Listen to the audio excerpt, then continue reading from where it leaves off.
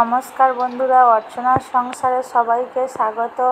আজকের কাজ হচ্ছে ধান সিদ্ধ করা। এই আমার যা ছাই তুলছে, এখনও কিন্তু অন্ধকার, সকাল হয়নি।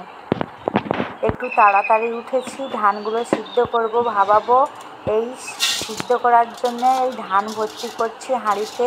3 পাকা উনুনে করলে তো তাড়াতাড়িই হয়, ওই জন্য আমার যা ছেঁকে দিচ্ছে। আমি বলছি যে হাঁড়িগুলো ভর্তি করে দিয়ে আমি উনুনটা ধরিয়ে দিই। আমি ওই জন্য হাঁপাহাঁপি ভর্তি করেছি, করে উনুন জ্বালতে এসেছি। উনুনে প্রণাম করে নিচ্ছি, নিয়ে এবার উনুনটা আমি জ্বেলে দেব। প্রণাম করার কারণ হচ্ছে যে ধান সিদ্ধ করব, তো জাল দেবো জোরে, তাই ধান যাতে না লেগে যায়, ওই জন্য অগ্নিদেবতাকে স্মরণ করে উনানটা জ্বালিয়ে দিলাম। এই ধানগুলো সিদ্ধ করব, তারপরে ভাবাবো। আমার যা এসেছে, হাঁড়িগুলো ভর্তি করে দিচ্ছে। আর বাঁশ পাতা গুঁড়িয়ে এনেছিলাম, বাঁশ পাতার জালে আজকে আমি ধান সিদ্ধ করব। সেই ভিডিওটা তোমাদেরকে দেখাবো। ভালো লাগলে একটা লাইক, কমেন্ট, শেয়ার করো। আমার চ্যানেলটা সাবস্ক্রাইব করে দিও।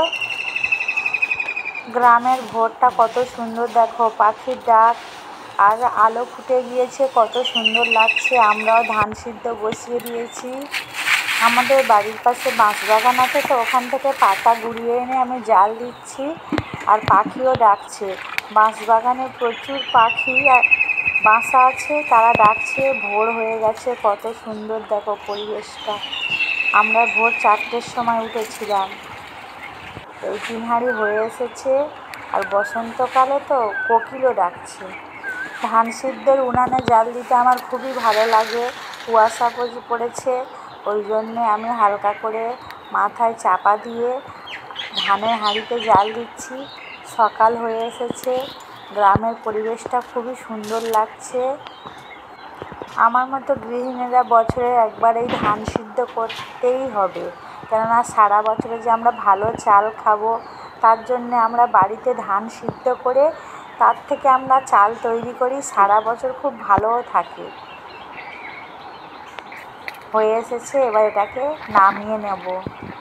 এই আমার যা নামিয়ে নিচ্ছে, একদম সকাল হয়ে গেছে।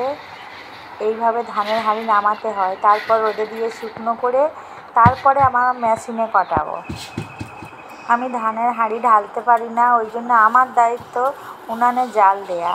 যতক্ষণ ধান সিদ্ধ হবে উনানে জাল দিতে হবে। আমার বেশ ভালোই লাগে উনানে জাল দিতে, কিন্তু শীতের সময় হলে খুবই ভালো লাগে। গরমের সময় তো আগুনের কাছে বসতে খুবই কষ্ট হয়। কষ্ট হলেও উপায় নেই, কেন শাশুড়ি নেই তো যে জাল দেবে। তাই আমি আর আমার যা দুজনেই মিলে এই কাজগুলো করে থাকি, যাতে কষ্ট কম হয়েও দুজনের খুবই সুবিধা হয়। ওই জন্য যা ধানের হাঁড়ি ভর্তি করবে আর ঢালবে, আর আমি সারাক্ষণ জাল দেব। তারপরে লাস্টে আমার একটা কাজ আছে, সেইটা দেখাবো। সিদ্ধ হয়ে গেছে, এটা হচ্ছে ভাবানো। এটা আমাদের শুকনো ধান ভাবিয়ে মেঘলাই করে ভিজে দিতে হবে। তারপরে একদিন পরে এই ধান আবার আমাদের সিদ্ধ করতে হবে, করে তারপরে রোদ্দুরে দিতে হবে। ধান সিদ্ধ ভাবানো হয়ে গেছে, এটা সিদ্ধ ধান। এবারে রোদে দেবো। এর পরের কাজটা হলো আমার, দেখো বন্ধুরা কী করছি দেখো। যত ধানের হাঁড়ি ছিল, বাসন ছিল, সব মাজছি। পুকুরের জল একদমই কালো হয়ে গেছে। এই সাবান দিয়ে এই হাঁড়িগুলো মাজছি। আমাদের গ্রামের সবাই এই রকমই ধান সিদ্ধ করে। ধান সিদ্ধর কালি তো একদম কালো।